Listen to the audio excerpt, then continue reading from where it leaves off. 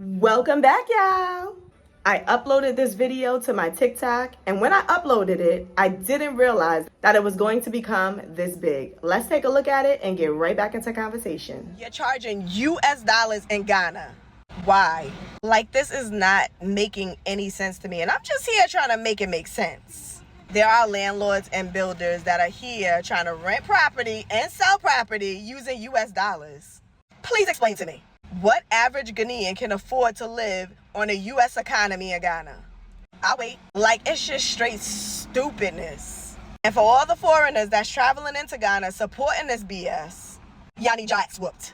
Because it just don't make no sense. Can we go to the U.S. and charge in cedis? I'll wait. There is no way I am ever about to pay U.S. dollars for nothing in Ghana.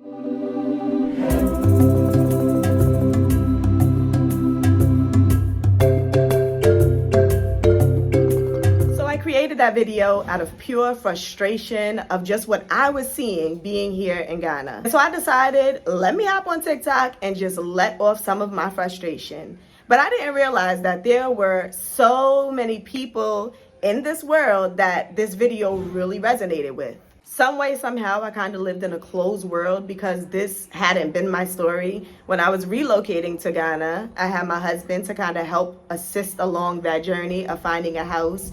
And so we didn't have that issue of being quoted in US dollars or anything like that because he's a native here. In that moment, I had no knowledge that this was a thing here in Ghana, that people would actually be charging US dollars. It completely shocked me. I just happened to be browsing on TikTok and I was coming across different places for rent and just kind of browsing when I came across not one, not two, not three, but multiple videos of people posting homes for rent and or builders doing the same and charging in a US dollar. How? I'm just still trying to figure out. Can you be in Ghana and you are charging US dollars? I've seen a lot of comments that suggested, oh, well, all you have to do is just convert the amount.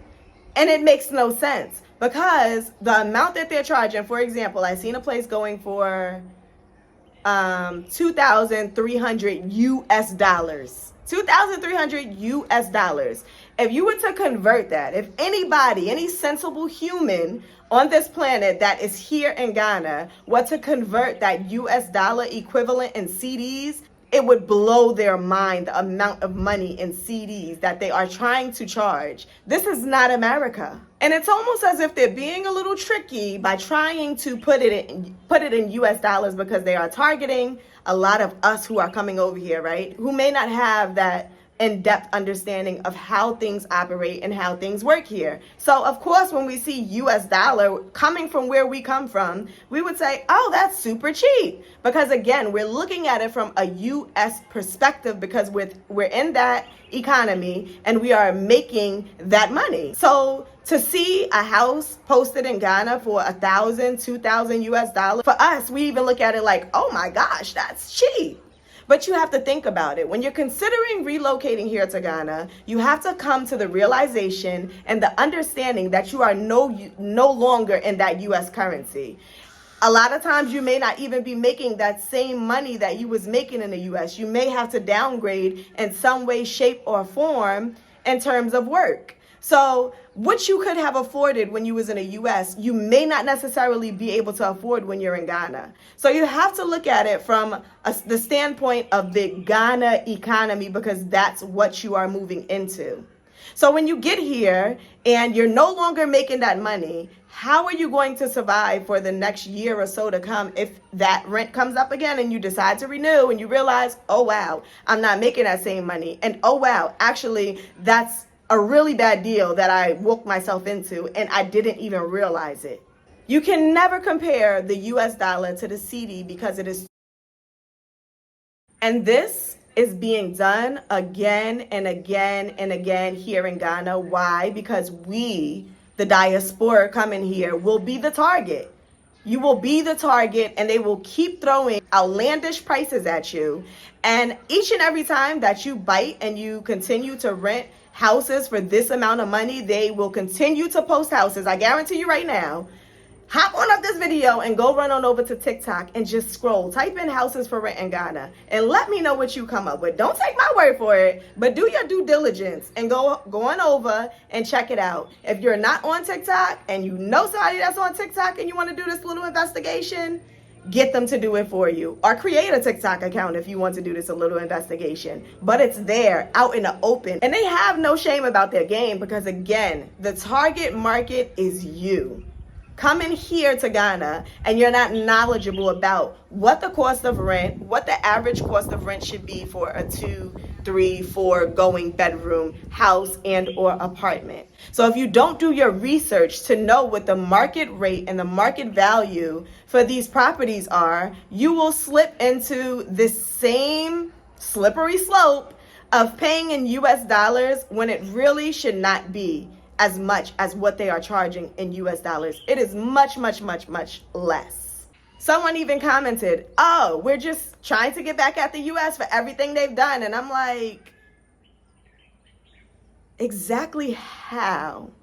By robbing your brothers and your sisters that's coming over from the diaspora? I'm sorry, that's not targeting the US. That's targeting your brothers and sisters who are trying to come back home and adjust. They're trying to come back home and find some sort of solitude and peace and comfort here in Ghana. And you're robbing them of that right to come here and relocate here without having to be robbed. You're not getting back at the US by taking out of your sister's pocket, who may be a single mother moving here with her children. You're not getting back at the US by taking advantage of a senior citizen who's relocating here on a fixed monthly income. How is any of that getting back at the US? I just want to wait, because I just want to know. As I mentioned in my TikTok video, I will mention it again. If you are one of the ones who is coming here and you're relocating from abroad and you're coming here to Ghana and you are contributing to this madness, this atrocity against our people by supporting a US economy in Ghana, then you equally are just as guilty as the ones that are even right here doing it. If you don't stand for something, then you will fall for anything. And I'm the type of person where I just kind of mind my business. But I also have to speak up when I feel like people are being taken advantage of. I feel like I have to have a voice in that situation, especially when I know better. If I know better and I decide to keep my mouth closed on the matter, that makes me equally as guilty. I might as well join the party and do the same thing. Get in on the scheme too. Become a realtor and even sell to y'all who are coming over here. But that is not my calling. Amen. I am here to unravel the truth. I am here to shed light on very dark places and things that need to be exposed so that there can be a solution. I've seen a lot of comments even saying that this is something that has taken place for a very long time. And the person even made a comment that, oh, well, when it was we Ghanaians complaining, they told us that we were not the target market. And now even you diasporans are coming over and you are the ones that are even complaining. And then I had to comment back, because doesn't mean that because you're a Ghanaian born here in Ghana that you shouldn't be a part of development. I'm sorry, but sometimes I just feel like Ghanaians just roll over like a dog and just let anybody do anything to them. And I mean, come for me in the comments and we can go back and forth about this. And I'm not saying everybody, but a lot of Ghanaians, I feel, have this mentality where they just are very passive and they just let things go and they don't stand up for themselves. They don't vocalize what is right and what is wrong. Call a spade a spade. So yes, I am very upset about this situation and there needs to be change immediately. The government needs to step in. If there's laws that need to be enforced to stop this from happening, then that needs to be done. I don't even know if there are any laws in place that kind of address this matter, but if it's not, it for sure should be on the president's desk as a list of things to get to.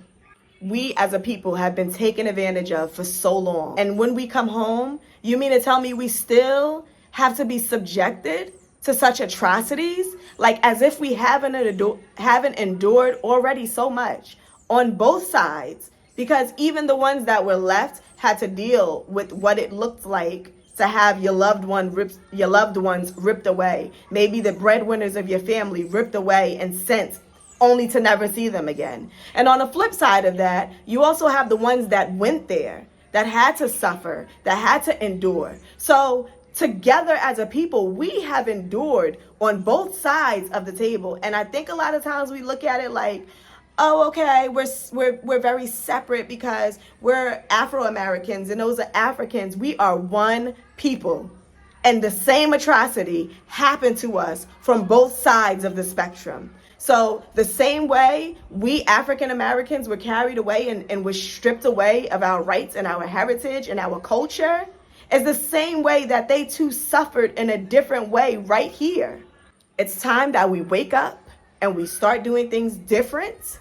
And it needs to start right here with something as simple as figuring out this whole rent situation. There has to be strict guidelines and measures set in place. And not only that, but also for realtors who are taking you along to find your home. Y'all, I was getting so worked up in this video, my tongue just continuously got tongue-tied. But realtors are here charging 10% of the property sale or rent amount. And who's paying that? Not the landlord that hired that realtor, but you are. And again, this is Ghana. So even if this is just my opinion, chime in the comments and let me know what you think.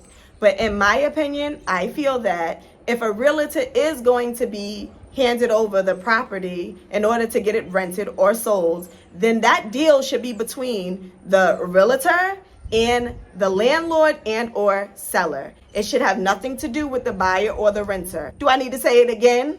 We have so much of a ways to go in terms of just building ourselves up, strengthening our communities, standing behind each other, and having a backbone. Start standing up and calling a spade when you see something that is not right. Say it's not right, because guess what? You can never run from the truth. Drop a comment down below and let me know what you think about today's video and addressing this crisis of rent and property charges here in Ghana. If this is your first time on the channel, welcome on in. And please take a moment and hit that subscribe button. Stay a while and join the family. And also, I always forget to mention, but I have an Amazon store. So if you are one of those ones who shop on Amazon, please consider supporting me. The link to my affiliate Amazon account will be posted below in the description box. All of your support is greatly appreciated because this is 2025. And what did I say in 2024? It is time to start traveling for the channel. So please work with me to help my dreams come true. If you are out there and you're shopping and you're looking for something super amazing and you're going on Amazon anyway, just please consider supporting me. Thank you so much for your support in advance. See you on the next video.